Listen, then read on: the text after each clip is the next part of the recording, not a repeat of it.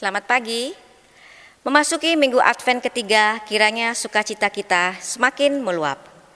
Dalam kalender liturgi, Advent ketiga disebut Gaudete Sunday, yang artinya Minggu Sukacita.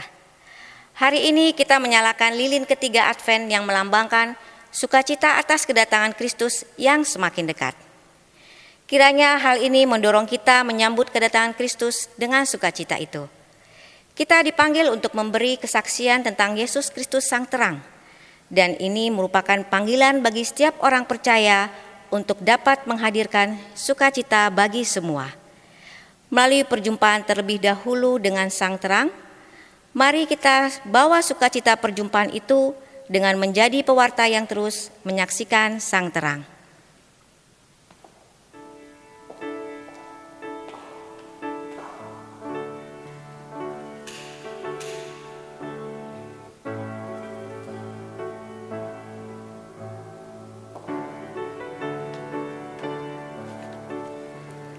Lilin ketiga, simbol sukacita. Lilin sukacita ini melambangkan kasih Allah yang tidak berkesudahan, yang terangnya terus menerangi hidup kita, meneguhkan melalui firman-Nya dan berjalan dalam terang kemuliaan-Nya.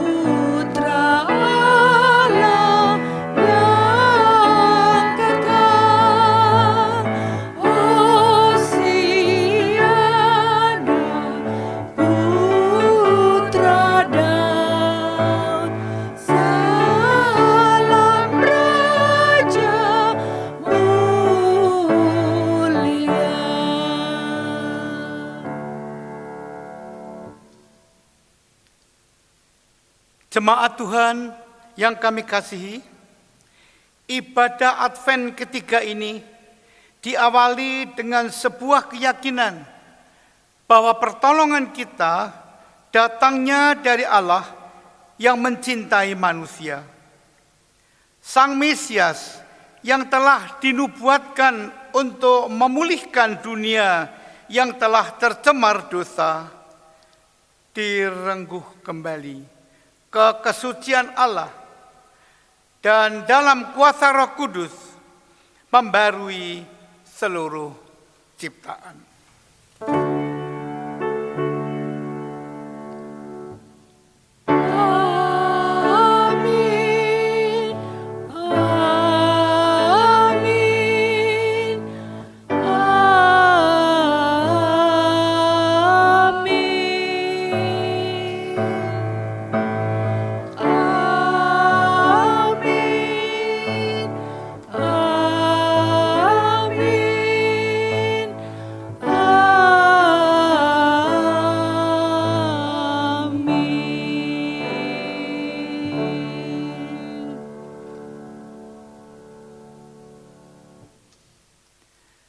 Damai Kristus besertamu. Dan beserta saudara juga. Jemaat Tuhan, memasuki minggu Advent ketiga ini, kiranya sukacita kita makin meluap, karena janji Allah yang dinubuatkan Nabi Yesaya akan digenapi. Terang itu akan datang dan kita diutus untuk menyaksikan sang terang. Yesaya 60 ayat yang pertama menyatakan, bangkitlah menjadi teranglah, sebab terangmu datang dan kemuliaan Tuhan terbit atasmu. Marilah kita menyediakan hati, pikiran dan jiwa kita untuk mau diterangi oleh Roh-Nya, sehingga kita dimampukan untuk menyaksikan sang terang. Marilah jemaat Tuhan, sekarang kita menghadap takhta Tuhan untuk mengakui segala dosa dan kesalahan kita. Tuhan, kami sibuk menghitung uang kertas merah ratusan ribu rupiah, sementara pemulung dan juru parkir sibuk mengumpulkan uang receh. Namun kami tidak peduli kepada mereka, Tuhan. Kami belum menjadi saksi tentang Engkau, sang terang itu. Tuhan, ampuni kami.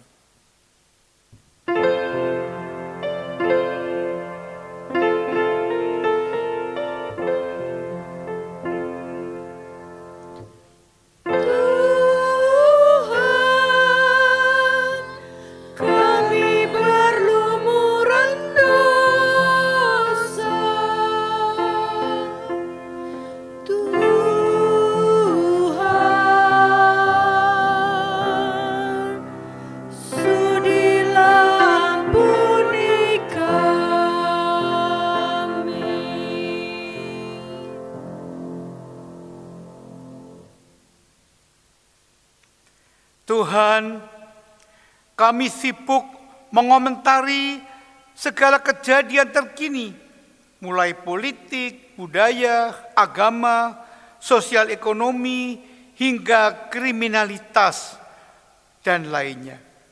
Namun kami tidak berbuat apa-apa untuk memperbaiki keadaan. Tuhan, kami belum menjadi saksi tentang Engkau, sang terang itu.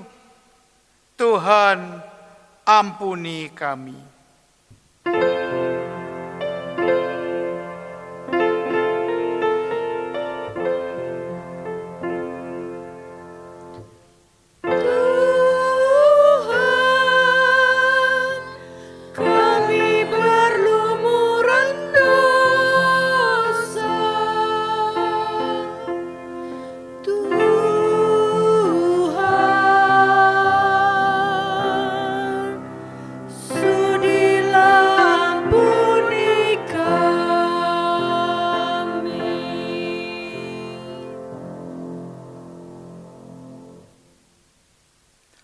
Tuhan, kami sibuk mencaci, memaki di dunia nyata maupun di dunia maya.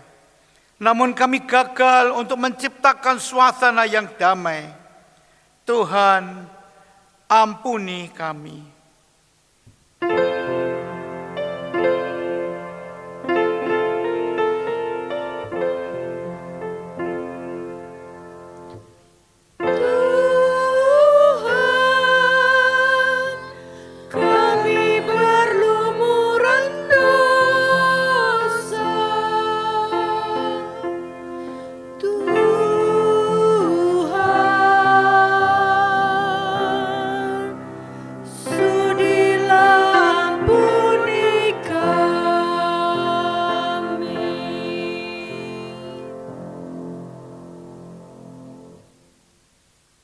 Tuhan, kami sibuk menggunjing, bergosip hingga akhirnya memicu ketersinggungan.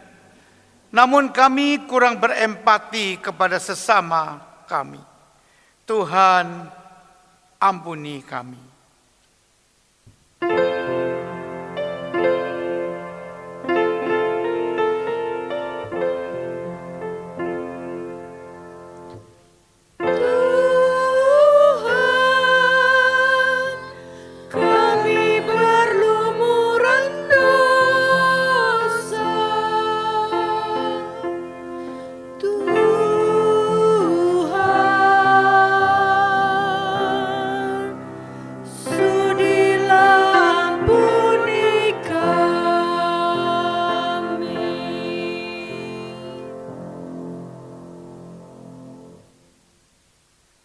Tuhan Yesus Kristus, Engkau firman Allah yang menjelma menjadi manusia. Kasihanilah kami. Tuhan, kasihanilah kami. Tuhan Yesus Kristus, Engkaulah tanda kehadiran Allah di tengah-tengah kami. Kristus, kasihanilah kami. Kristus, kasihanilah kami.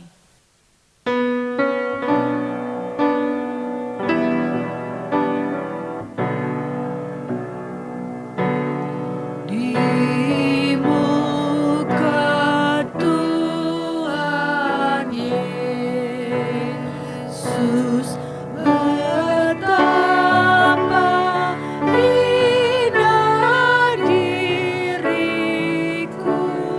Ku bawa dosa-dosaku di muka Tuhan Yesus.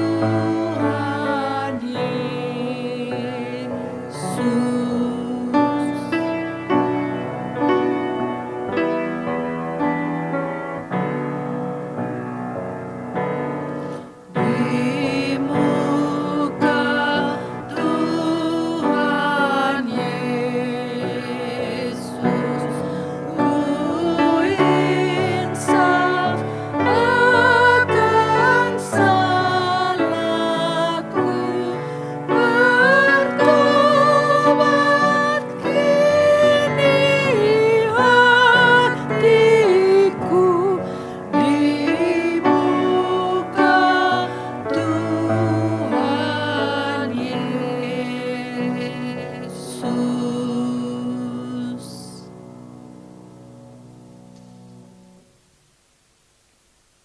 Jemaat, kami undang bangkit berdiri untuk mendengarkan berita anugerah.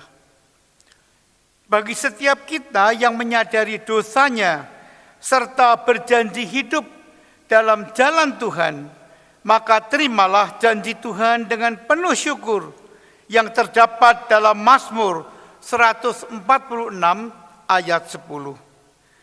Tuhan membuka mata orang-orang buta. Tuhan menegakkan orang yang tertunduk. Tuhan mengasihi orang-orang benar. Demikianlah berita anugerah dari Tuhan. Syukur kepada Allah.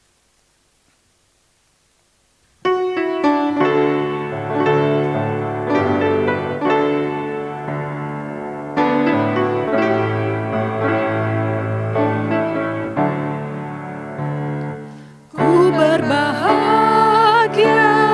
yakin teguh, Yesus abadi kepunyaanku. Aku waris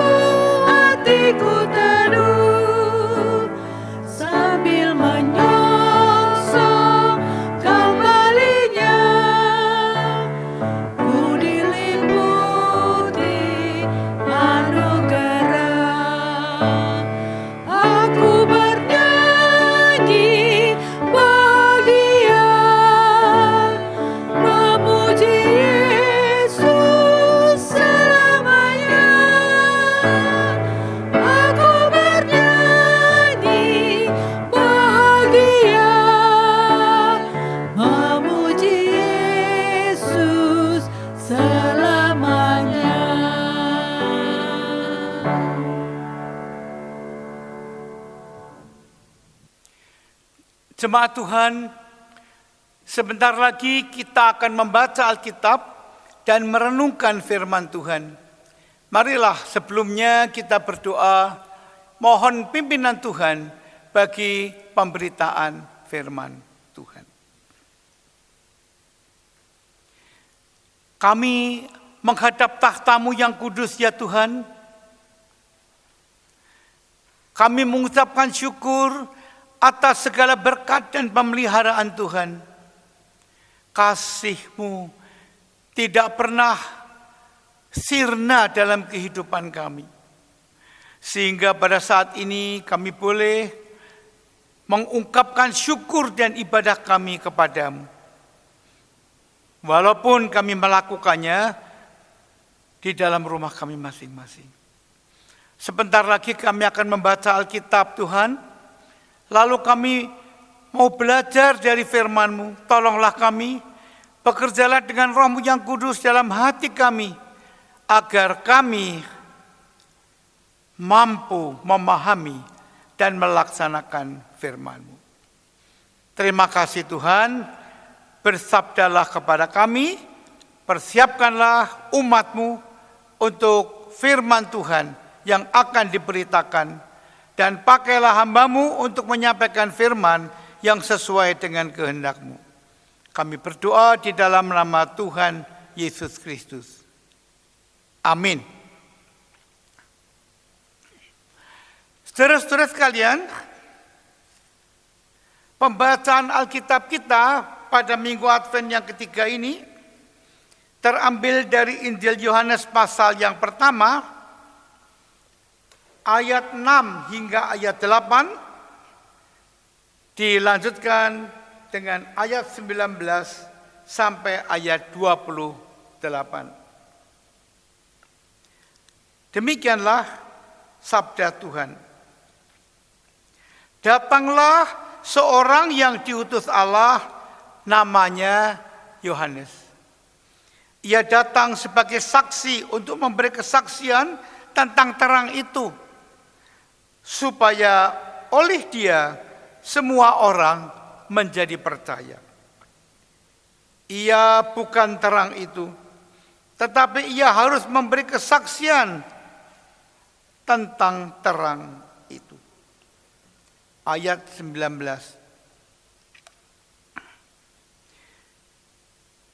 Dan inilah kesaksian Yohanes ketika orang Yahudi dari Yerusalem mengutus beberapa imam dan orang-orang Lewi kepadanya untuk menanyakan dia, siapakah engkau? Ia mengaku dan tidak berdusta, katanya, aku bukan Mesias. Lalu mereka bertanya kepadanya, kalau begitu siapakah engkau? Elia.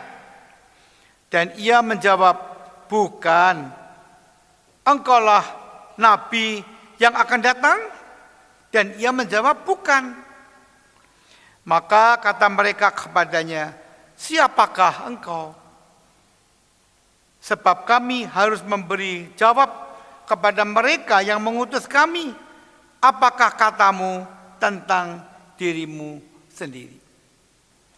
Jawabnya, akulah suara orang yang berseru-seru di padang gurun.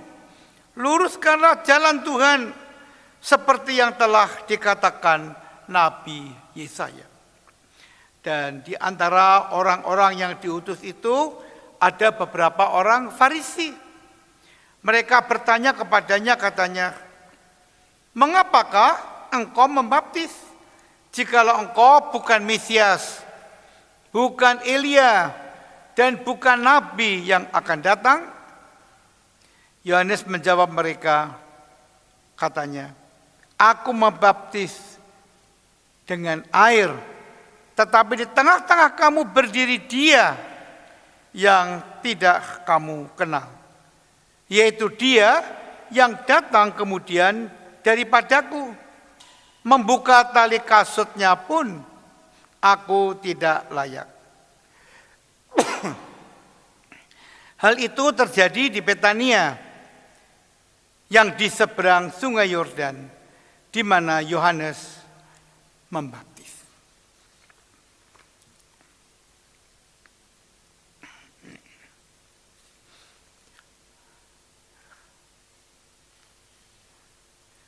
Jemaat Tuhan, demikianlah Injil Yesus Kristus. Yang berbahagia adalah mereka yang mendengar firman Allah dan yang memeliharanya. Maranatha. Maranatha, Maranatha, Maranatha.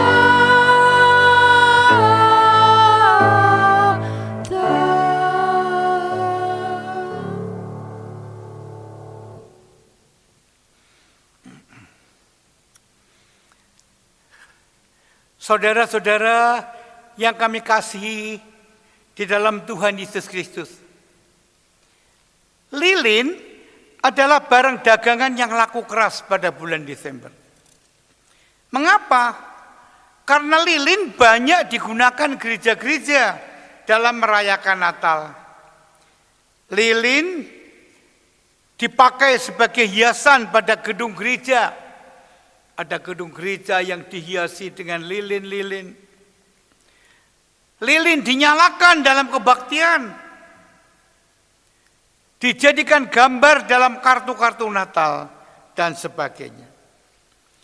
Karena pentingnya makna simbol lilin dalam kebaktian atau perayaan Natal, biasanya ada candlelight service atau acara penyalaan lilin dengan iringan lagu Malam Kudus yang sangat syahdu. Pada masa Advent, saudara-saudara, biasanya lilin juga dipasang di depan mimbar. Di depan kita ada juga lilin di situ. Mulai dari 1 lilin pada minggu pertama sampai 4 lilin pada minggu Advent keempat. Karena hari ini kita berada pada minggu Advent yang ketiga, maka di depan mimbar hari ini ada 3 lilin yang dinyalakan. Untuk apa lilin dinyalakan baik pada masa Advent maupun Natal? Untuk menyambut datangnya terang yang dinantikan pada minggu Advent dan yang dirayakan pada hari Natal. Terang yang datang pada hari Natal pada minggu Advent ini juga dinantikan datangnya kembali bersama dengan kedatangan Yesus yang kedua. Terang memang sangat dinantikan oleh semua orang. Tanpa terang kita tidak dapat belajar atau bekerja. Coba bayangkan kalau pada suatu malam ketika kita sedang bekerja atau belajar, tiba-tiba listrik padam. Kita tidak bisa melihat apa-apa, saudara-saudara. Yang ada hanya kegelapan. Kita tentu tidak menyukainya, bukan? Semua kelihatan gelap. Kita berharap agar terang dapat segera datang kembali sehingga kita dapat melanjutkan pekerjaan kita. Saudara-saudara yang kami kasihi, tema khotbah kita pada minggu Advent yang ketiga ini membahas tentang sang terang yang harus disaksikan. Untuk membahas tema khotbah ini telah disiapkan bacaan Alkitab dari Injil Yohanes pasal pertama ayat 6 sampai 8 dan ayat 19 sampai 28. Bacaan Alkitab ini pada dasarnya memberitakan tentang 2 hal yang penting. Bagian pertama ayat 6 sampai 8 memperkenalkan tentang siapakah Yohanes Pembaptis itu. Dan bagian kedua ayat 19 sampai 28 memberitakan tentang kesaksian Yohanes mengenai dirinya sendiri. Dalam bagian pertama, pada ayat 6 sampai 8, disaksikan beberapa hal tentang Yohanes. Pertama, Yohanes adalah utusan Allah. Ayat 6. Kedua, Yohanes datang sebagai saksi untuk memberi kesaksian tentang terang itu. Ayat 7a. Ketiga, melalui kesaksiannya diharapkan semua orang menjadi percaya. Ayat 7b. Dan keempat, ia bukan terang itu, tetapi ia harus memberi kesaksian tentang terang itu. Kalau Yohanes bukan terang itu, lalu siapakah yang dimaksud dengan terang dalam ayat-ayat ini? Yang dimaksud dengan terang itu adalah Tuhan Yesus Kristus sendiri. Dalam ayat 9 ditegaskan bahwa terang yang sesungguhnya yang menerangi setiap orang sedang datang ke dalam dunia. Di sini ditegaskan bahwa yang datang ke dalam dunia ini adalah terang yang sesungguhnya. Bukan terang yang semu, bukan terang yang palsu, saudara-saudara. Terang yang palsu bisa saja mendatangi hidup manusia, seolah-olah dia bisa juga menerangi, bisa memberikan jalan keluar. Tapi sesungguhnya itu palsu, semu. Hidup seseorang seakan-akan bisa diterangi, seakan-akan bisa diterangi oleh harta, kekayaan, dan kedudukan. Tapi ingat bahwa semuanya itu hanyalah bersifat semu dan sementara. Jalan keluar itu bahkan seringkali mengajarkan cara-cara duniawi yang bertentangan dengan kehendak Tuhan. Namun terang yang didatangkan Tuhan Yesus bukanlah terang yang seperti itu. Sebab terang yang didatangkan Tuhan Yesus benar-benar sanggup menerangi, memberikan jalan keluar, termasuk membebaskan hidup manusia dari dosa. Tuhan Yesus memang pernah menyatakan dirinya sebagai terang itu. Dalam Yohanes 8 ayat 12 disaksikan kata-kata Tuhan Yesus, "Akulah terang dunia. Barang siapa mengikut aku, ia tidak akan berjalan dalam kegelapan, melainkan ia akan mempunyai terang hidup." Jadi orang yang berjalan bersama Tuhan, dia akan punya terang hidup. Jadi dalam dunia yang diliputi kegelapan dosa ini, memang dibutuhkan datangnya terang itu. Dan kalau terang itu datang, maka segala kekotoran manusia karena dosa akan menjadi nyata dan kelihatan. Kalau gelap, nggak kelihatan kita. Rambut kita abut-abutan, pakaian kita tidak dipakai dengan semestinya, tidak kelihatan.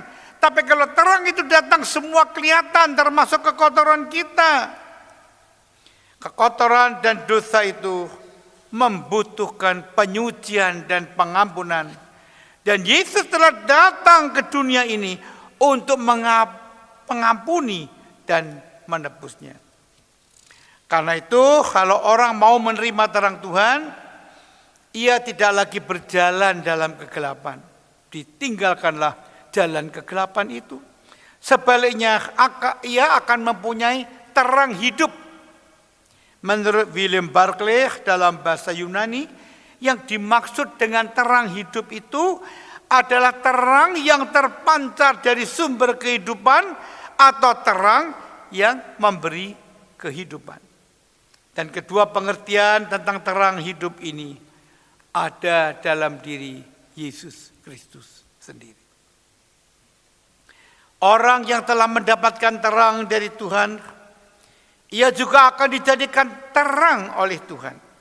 Karena itu dalam Matius 5 ayat 14a dan 16 dikatakan, kamu adalah terang dunia.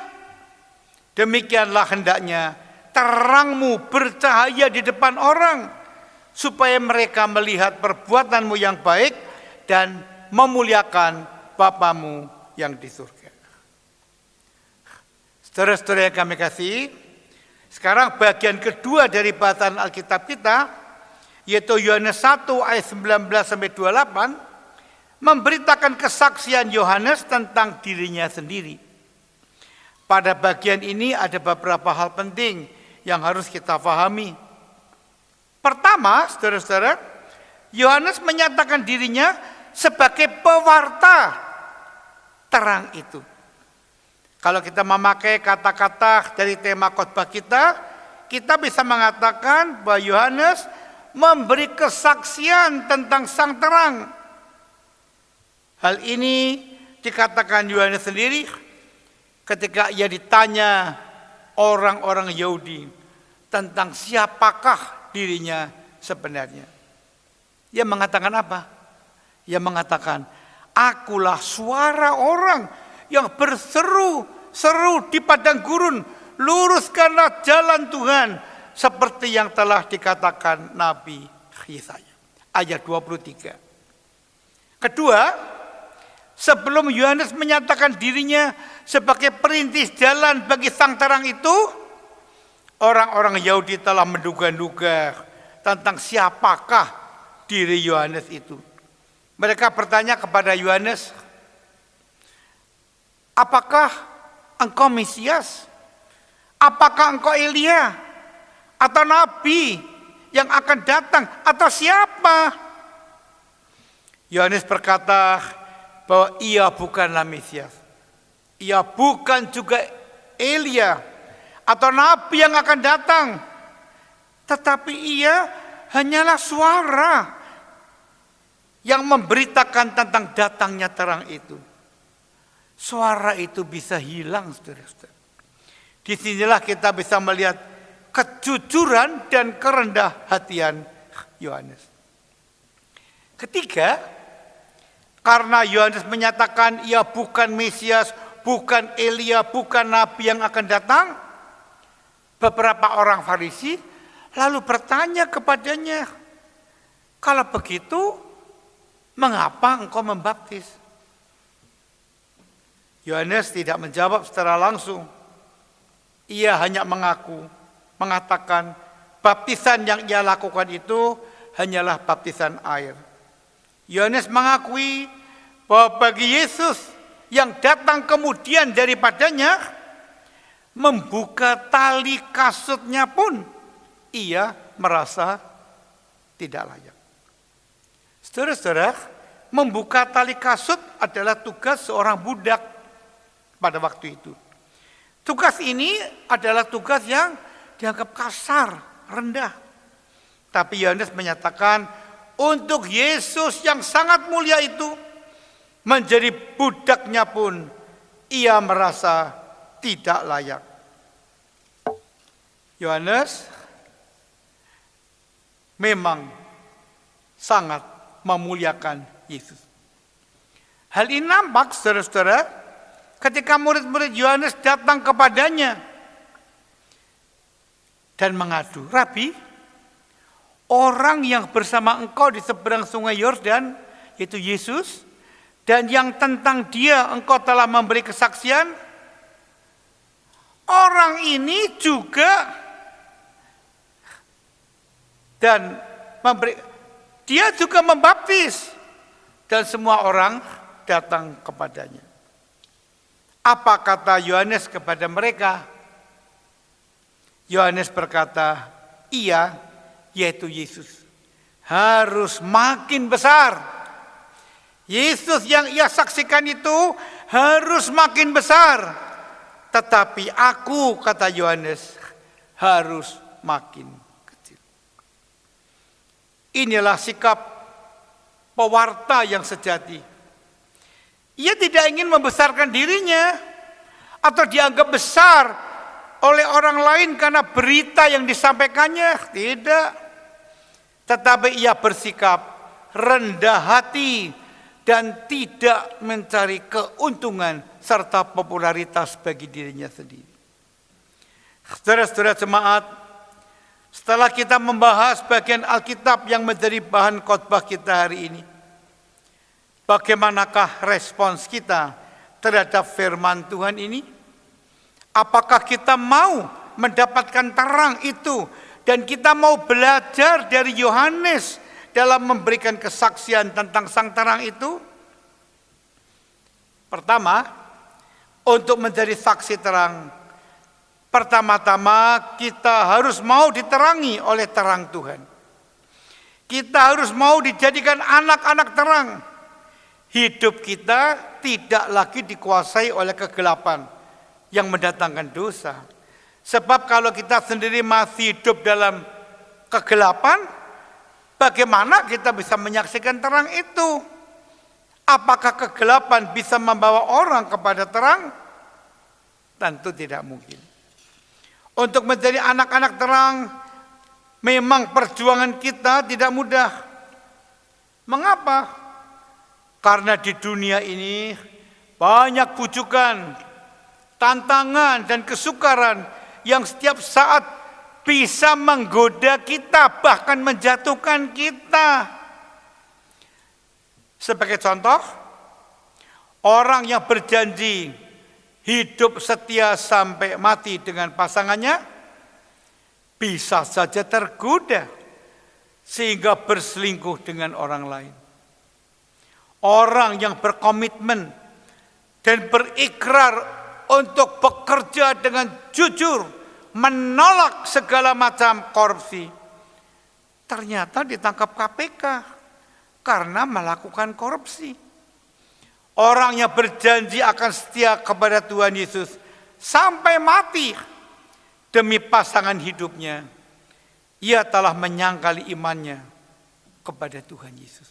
Dan kalau ditelisik lebih jauh, masih banyak lagi contoh orang-orang yang seperti ini. Namun, saudara-saudara, di tengah-tengah zaman yang penuh dengan godaan ini, kita bisa mendapat penghiburan dari pesan Tuhan Yesus kepada Simon Petrus. Seperti yang disaksikan dalam Lukas 22 ayat 31 dan 32a. Tuhan Yesus berkata, Simon, Simon, iblis telah menuntut untuk menampi kamu seperti gandum.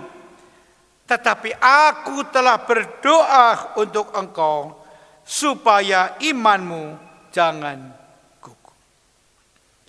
Kedua, kalau kita mau menjadi saksi terang, kita harus belajar dari Yohanes Pembaptis. Dengan rendah hati, ia menyaksikan terang itu. Ia menyaksikannya dengan tulus hati. Ia tidak mencari keuntungan bagi dirinya sendiri. Semua gambaran yang diarahkan untuk membesarkan dirinya, ia tolak. Bukan ia yang harus menjadi besar, tetapi Kristus yang diberitakan itulah yang harus menjadi besar. Semangatnya dalam memberitakan sang terang adalah, biarlah Yesus yang menjadi semakin besar, tetapi aku harus semakin kecil. Saudara-saudara yang kami kasihi, saya akan menutup dan mengakhiri khotbah ini dengan sebuah nyanyian pendek.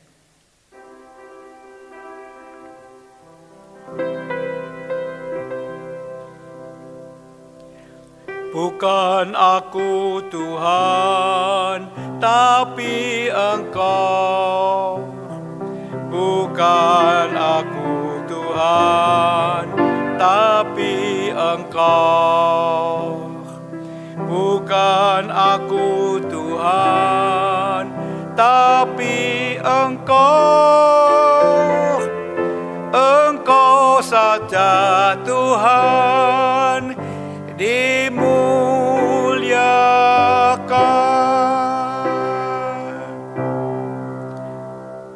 Amin.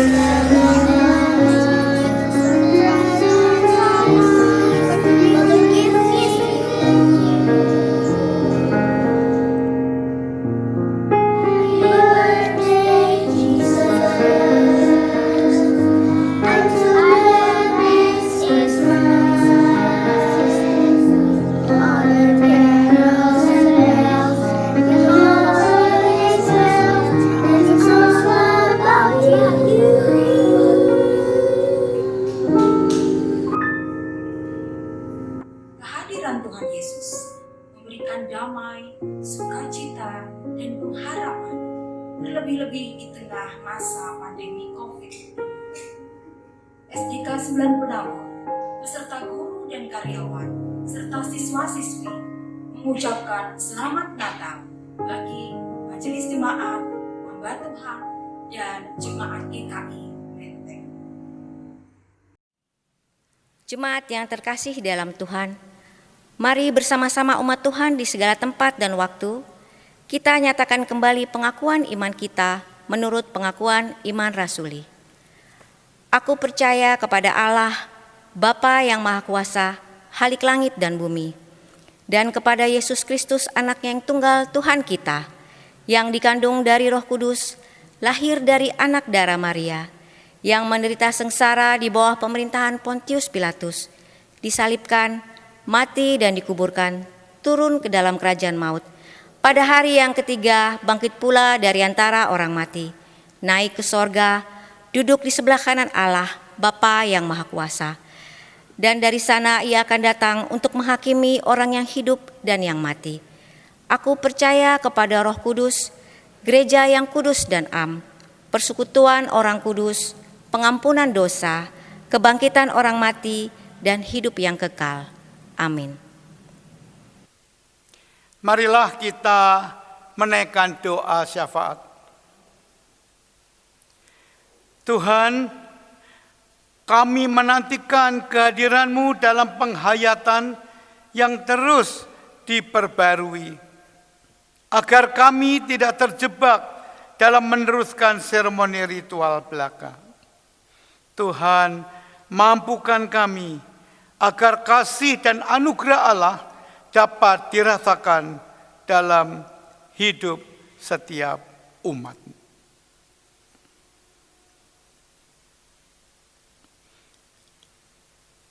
Kami umat-Mu memiliki tanggung jawab mewartakan terang.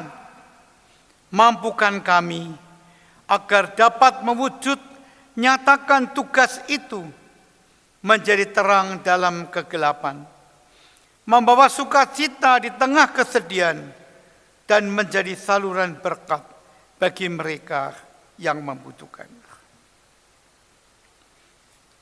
Kami juga bersyukur ya Tuhan, kalau kami boleh beribadah kepada Tuhan di dalam rumah kami masing-masing.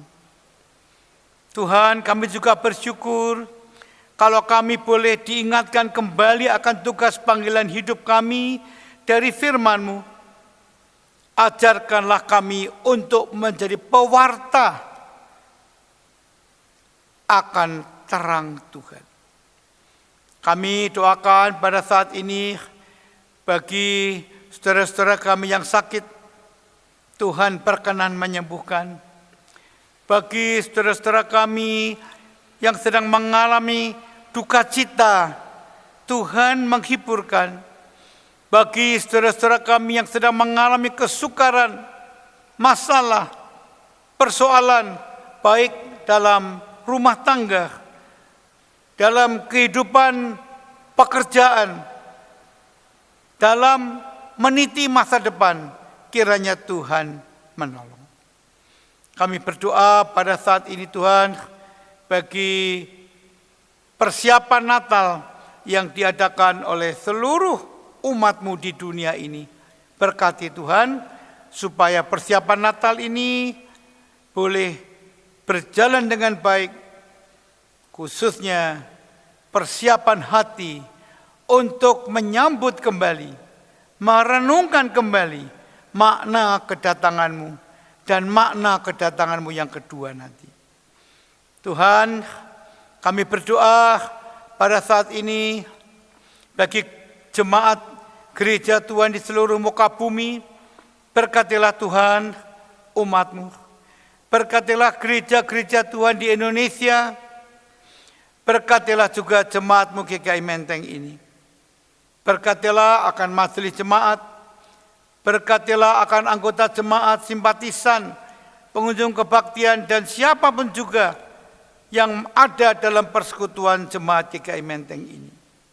Tuhan, biarlah kiranya melalui berkat-Mu kami semua dapat menjalankan tugas panggilan hidup kami di dunia ini. Kami berdoa pada saat ini bagi bangsa-bangsa di muka bumi. Berkatilah Tuhan umat manusia.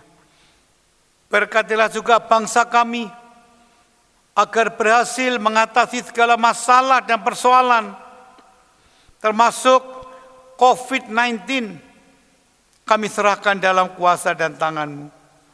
Berkatilah pemimpin-pemimpin bangsa kami, mulai Bapak Presiden, Wakil Presiden, para menteri, dan para pejabat yang lain, baik di pusat, di daerah, dan di pelosok tanah air. Kiranya Tuhan memberkati.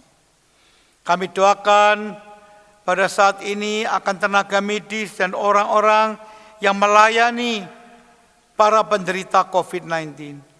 Tuhan jaga dan peliharalah mereka. Kami doakan orang-orang yang sedang dirawat karena COVID-19 ini. Tuhan lindungilah dan sembuhkanlah mereka. Kami berdoa bagi upaya untuk menghasilkan vaksin dan juga obat-obat.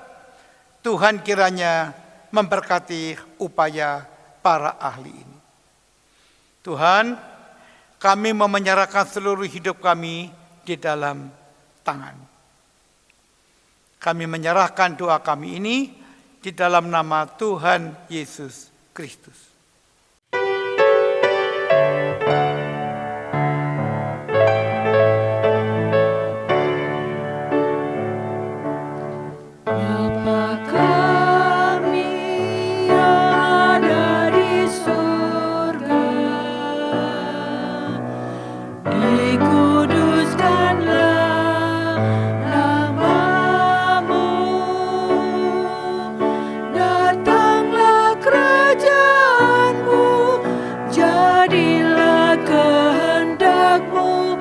Seperti di surga. Beri kami hari ini makanan yang secukupnya. Ampuni salah kami seperti kami ampuni yang bersalah pada kami. Jangan bawa kami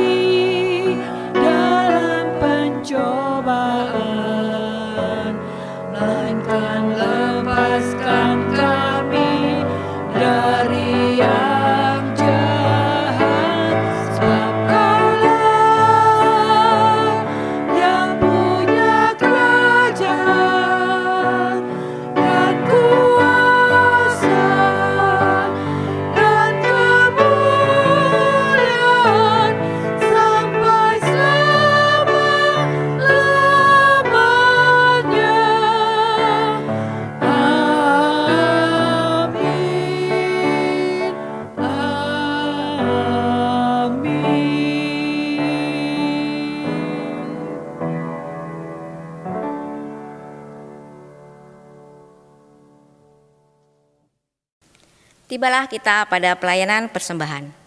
Saudaraku, marilah kita memberikan persembahan syukur kepada Tuhan dengan mendasari persembahan kita yang diambil dari kitab Yesaya 35 ayat 1 sampai 2 yang berbunyi, padang gurun dan padang kering akan bergirang, padang belantara akan bersorak-sorak dan berbunga. Seperti bunga mawar, ia akan berbunga lebat dan bersorak-sorak. Ya, bersorak-sorak dan bersorak-sorai.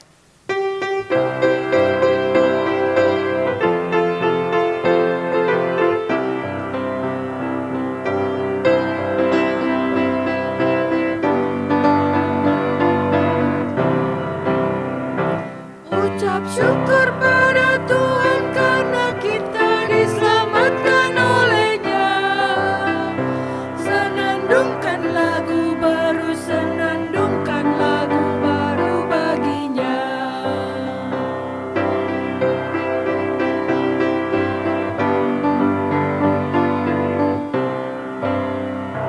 Nyanyikanlah dengan riang karena kasih setia Tuhan, nyanyilah.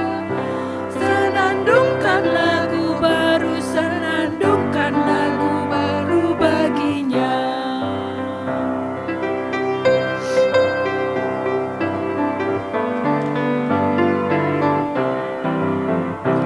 Muliakan nama Tuhan karena kasih-Nya abadi, muliakan. Senandungkan lagu baru, senandungkan lagu baru bagi-Nya.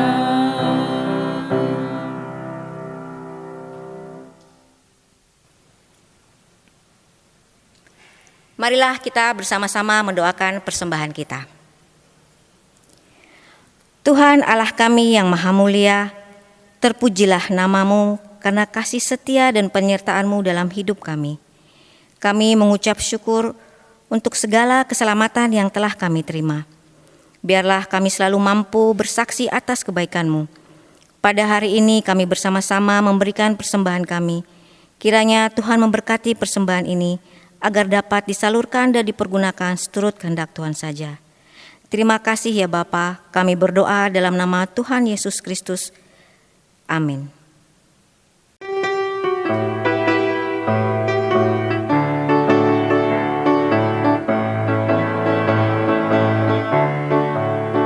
Jika padaku ditanyakan apa akan ku beritakan pada dunia yang penuh penderitaan, kan ku sampaikan kabar baik pada orang-orang miskin, pembebasan bagi orang yang ditawan, yang buta dapat melihat dan yang tertindas dibebaskan. 10 tahun rahmat Tuhan sudah tiba, kerajaan Allah penuh kurnia, itu berita bagi isi dunia.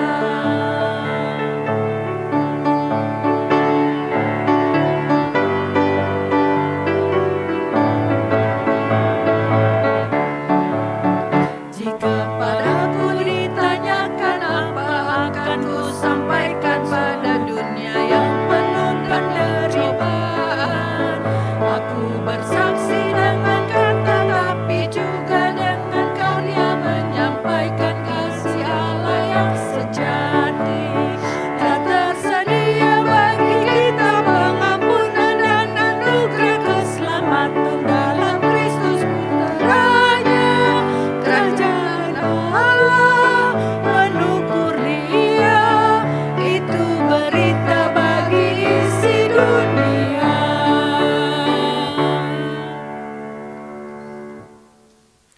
Saudaraku, marilah kita melihat dengan kacamata baru bahwa karya pemulihan Allah telah dan akan terus terjadi dalam kehidupan ini. Orang percaya di sepanjang sejarah terus dipanggil mewartakan karya pemulihan Allah itu dengan terus menyaksikan Sang Terang. Tuhan Yesus, tolonglah kami agar senantiasa bisa menyaksikan Sang Terang yang membawa pemulihan dalam hidup kami. Sekarang arahkanlah hatimu kepada Tuhan. Kami mengarahkan hati kami kepada Allah dan masuk ke tengah dunia. Jadilah saksi Kristus. Kami siap menjadi saksi Kristus. Terpujilah Allah Bapa, Anak, dan Roh Kudus. Kini dan selamanya. Pergilah dalam damai sejahtera dan terimalah berkat dari Tuhan. Kiranya cinta kasih dan kesetiaan Allah menumbuhkan pengharapan. Kiranya rangkulan penyelamatan dari Tuhan Yesus Kristus menjangkaumu setiap saat, sehingga langkahmu tidak terantuk dosa dan terjerumus dalam pencobaan.